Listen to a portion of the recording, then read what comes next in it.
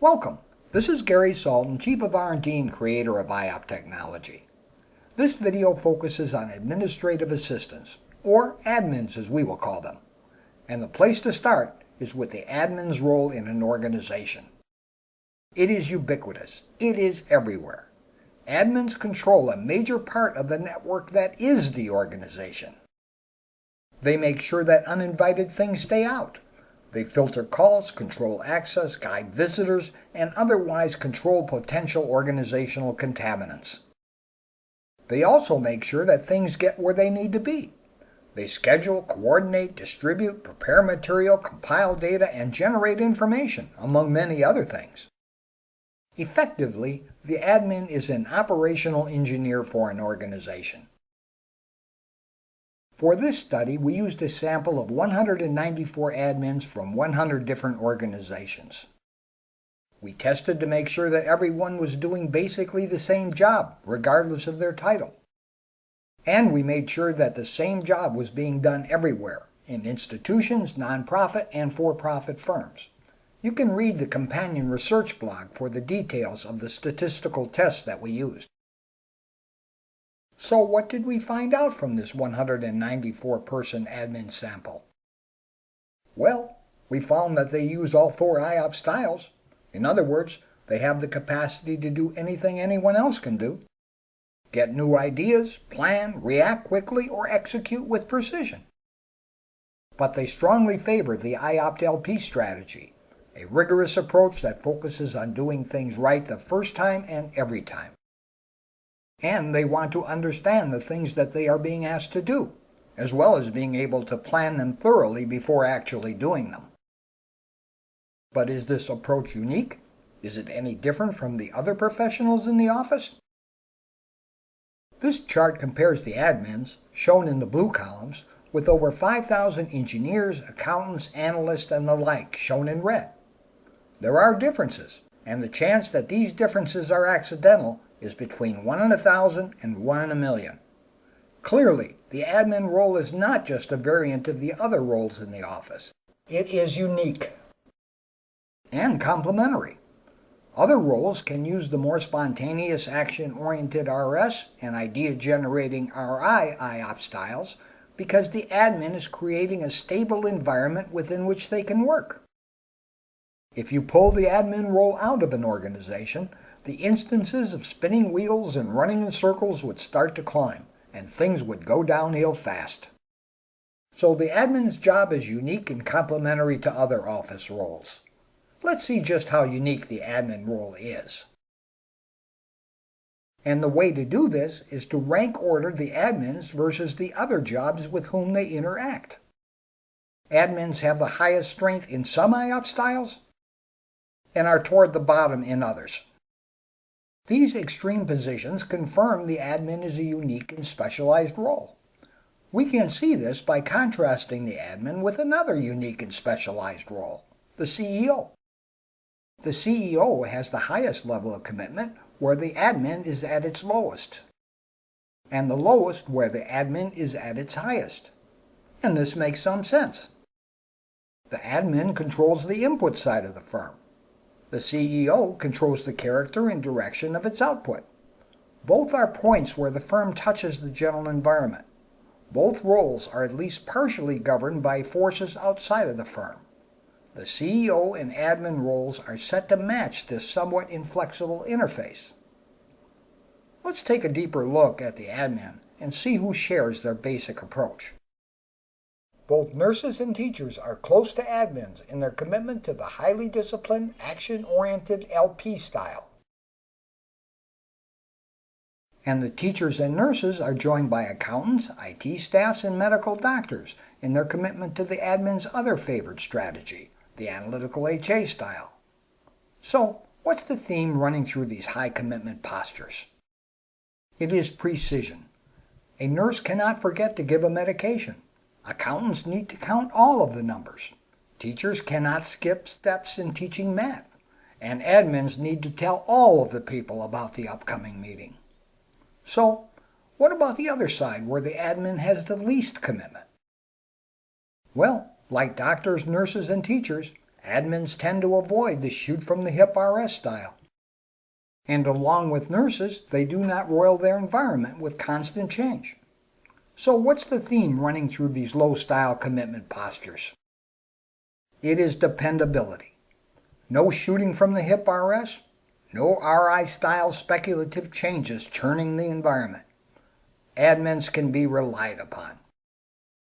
And the reason that exactness and dependability are needed is that admins sit at a central point in the network. They have to simultaneously satisfy people with very different demands. The shoot-from-the-hip RS will please some and anger others. New ideas might benefit some and be seen as frivolous by others. However, the well-reasoned HA and the get-it-done-right LP styles are likely to be seen as valuable by everybody. They are the best way for the admin to keep everybody afloat at the same time. So, what are the secrets that everybody in the network should know when dealing with an admin? First, changing anything takes time. The admin works in a matrix.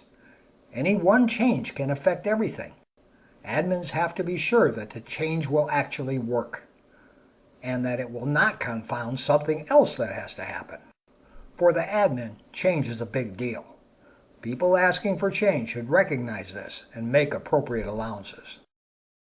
Next, everyone should understand that admins work to other people's priorities, not their own.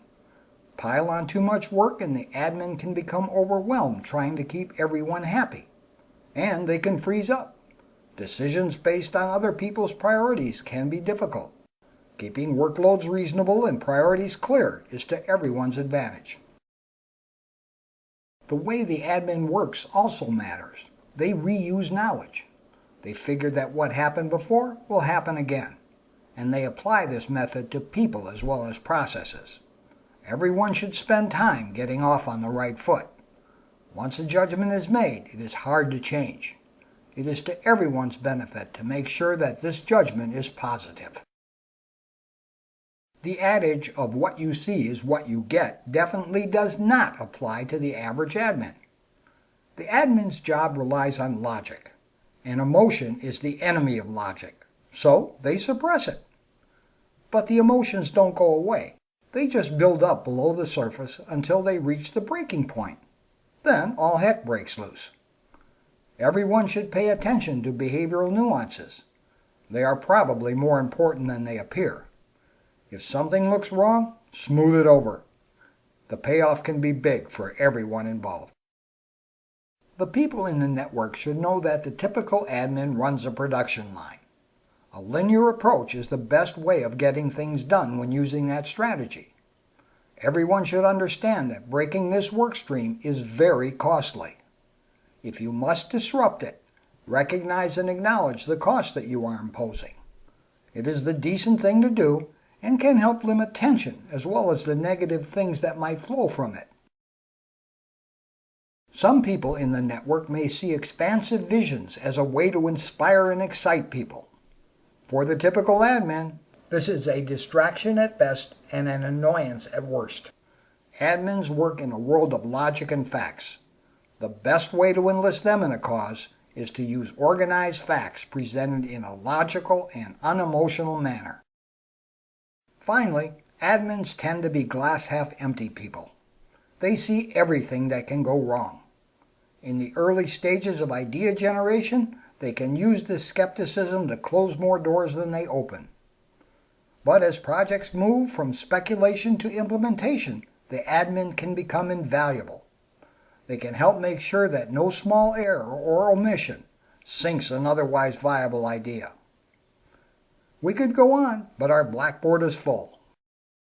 If you want to read more, you can go to Shannon Nelson's article on the oeinstitute.org website.